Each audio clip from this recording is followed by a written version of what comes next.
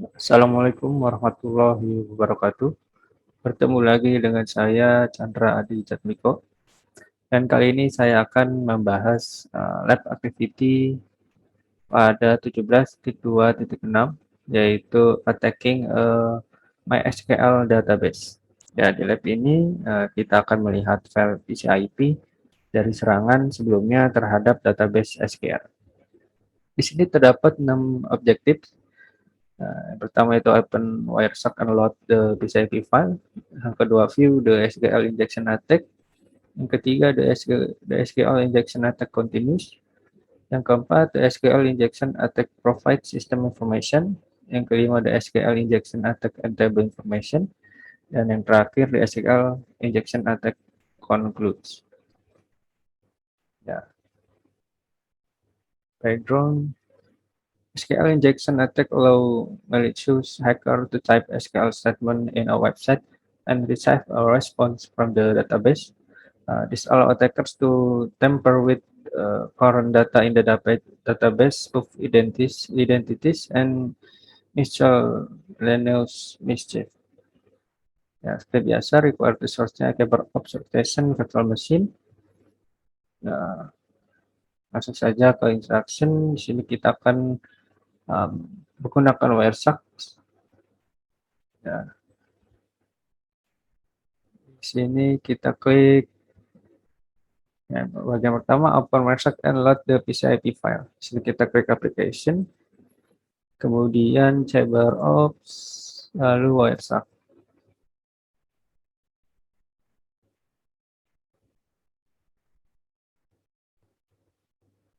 Kemudian in the Wireshark application, click open the middle application the file.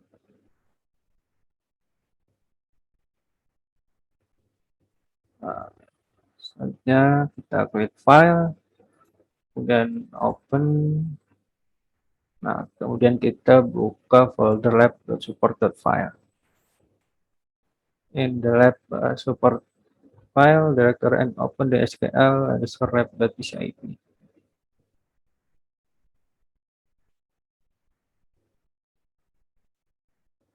Ini kita cari SQL lab.pcip.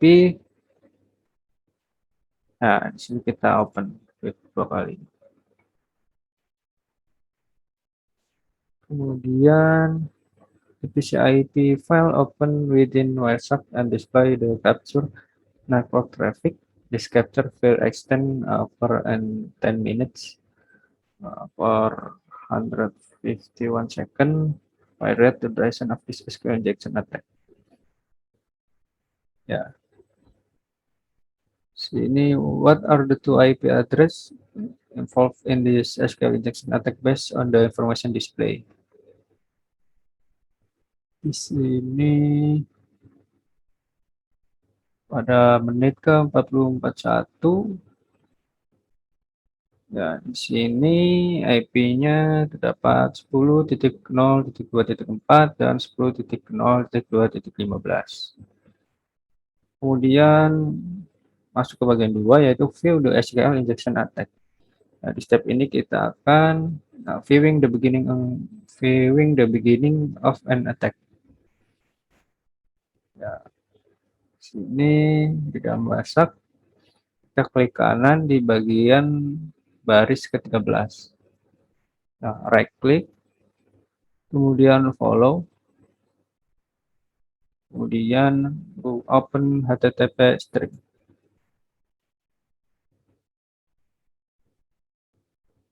Ya, ini sudah terbuka. Selanjutnya the same graphic is shown in red. The source has sent a GET request to host 10.0.2.15. In the blue, the destination dev is responding back to the source. Nah,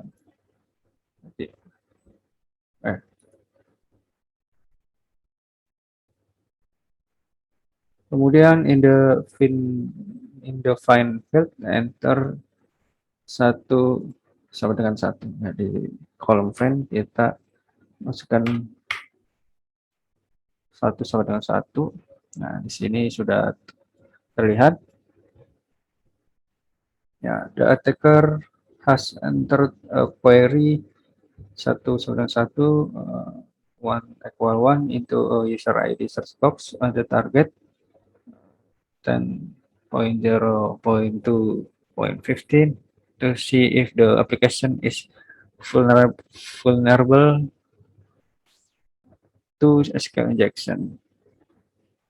Instead of the application responding with a login failure message, it responded with a record from a database. The attacker has verified they can input an SQL command and the database will respond. Nah, selanjutnya close the follow HTTP stream window. Kita close. Selanjutnya klik clear display, filter, nah, clear display. Nah, selanjutnya kita masuk ke bagian 3 yaitu the SQL injection attack continues. In this step, you will be viewing the continuation of attack. Nah, kemudian di sini kita ke baris 19 seperti tadi, klik kanan, follow HTTP stream.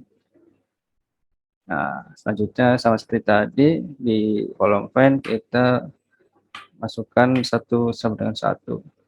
Lalu klik find next. Nah, di sini sudah terbuka. Ya, the attacker di sini, the attacker has entered a query 1 or 1 equal 1, you select database, user, dapat user, kemudian search box on target 10.0.2.15. Instead of the application responding with a login failure message, it responded with the following information. The database name is DVWA and the database user is root underscore localhost. There are also multiple user account being displayed. Nah, kemudian close the follow HTTP stream window. Nah, kemudian kita hapus lagi filternya, display filter. Selanjutnya kita masuk ke bagian 4 yaitu the SQL injection attack provide system information. Ya, di sini sekarang kita masuk ke baris ke 22. Sama seperti tadi, klik kanan, kemudian follow, open HTTP stream. Nah, in the red source, ya, di source merah ini, traffic is shown and is sending the GET request to host 10.0.2.15. Ya, jadi di kolom merah ini akan mengirim dan mendapatkan request untuk host ke host 10.0.2.15. Nah, dan yang biru ini merupakan destination device responding back to the source. Nah, selanjutnya kita masukkan lagi perintah yang sama di kolom find satu dengan satu. Kemudian kita klik find.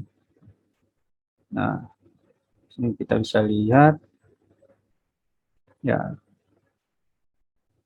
the attacker has entered query 1 atau 1 sama dengan 1. Union select null. Nah, di sini version, dapat version, first name garden, surname brown. Nah, search box on the target 10.0.2.15 to locate the version identifier. Kemudian what is the version? Ya, versionnya ini 5.7.12. Kemudian close the follow HTTP stream window, kita close. Kemudian clear display filter. Nah, sekarang kita masuk ke bagian 5 yaitu the SQL injection attack and table information. The attacker know that there is a large number of SQL tables that are full of information. The attacker attempts to find them. Nah, di sini di bagian 5 kita diperintahkan untuk membuka baris ke-25. Nah, sama seperti tadi, klik kanan, follow, open HTTP string. Nah, kemudian sama seperti tadi, di yang berwarna merah ini merupakan source. Send a GET request to host 10.0.2.15. Dan in the blue, warna biru, merupakan destination device is responding back to the source. Kemudian di find field, kolom find, kita masukkan kata user. Nah, kemudian find. Nah, di sini kita bisa melihat the attacker has entered a query 1 or 1 equal 1 unit select null, dan table name. Di sini ada table name. Kemudian kita bisa melihat information schema table dan juga user ID, search box on the target 10.0.2.15 to view all the table in the database. This provide a hook output of many table as the attacker specified null without any further specification.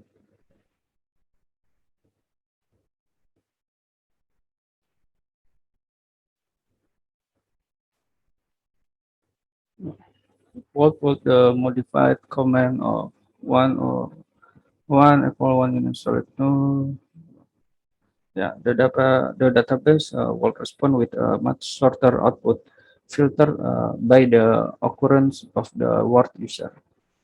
Selanjutnya, close the follow HTTP stream window. Kita close. Dan klik clear display filter. Nah, sekarang masuk ke bagian 6, yaitu the SQL injection attack concludes.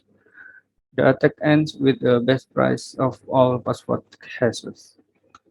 Ya, di sini kemudian kita masuk ke bagian baris ke-28. Seperti biasa, klik kanan, follow, open HTTP stream. Ya, kemudian kita cari find fields-nya 1 sama dengan 1.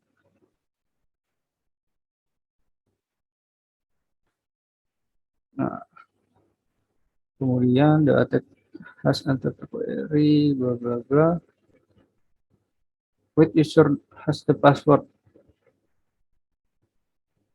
Di sini kita mencari password dengan kode yang ada di sini. 8D35. Nah, ini dia. Sini kita ketemu ID-nya, kodenya. With user has password. Nah, usernya adalah ini 1337.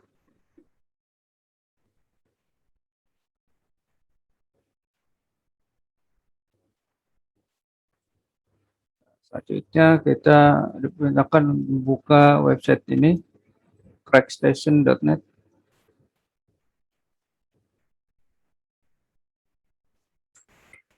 Nah, menggunakan browser. Nah, di sini sudah terbuka. Kemudian copy the password as in the password has cracked and get cracking. Nah, di sini kita copy, kita masukkan passwordnya dalam kolom sini. Nah, checklist I'm not a robot. Kemudian crack hashes. Nah, di sini sudah terlihat what is the plain text password. Ya, di sini ada resultnya adalah Charlie. Charlie. Nah, selanjutnya kita close terlebih dahulu.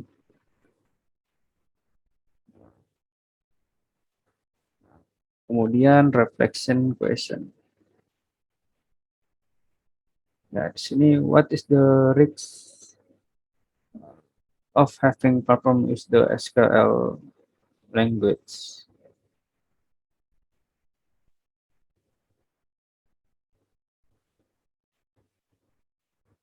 Ya, situs web umumnya didorong oleh basis data dan menggunakan bahasa SQL. Tingkat keparahan serangan injeksi SQL tergantung pada penyerang.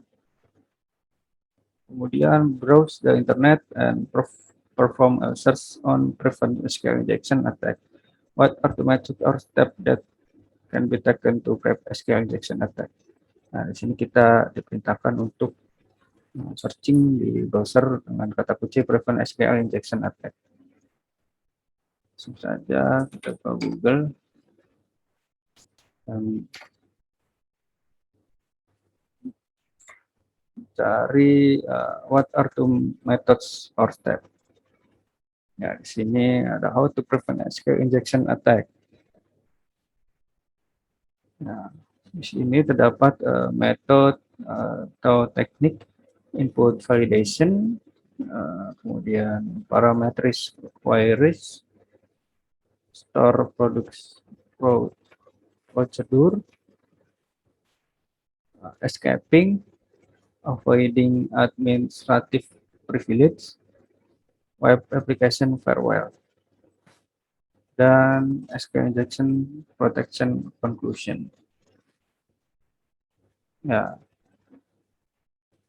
sekian pembahasan dari 17.2.6 attacking a MySQL database. Sekian dari saya, kurang lebihnya mohon maaf. Wassalamualaikum warahmatullahi wabarakatuh.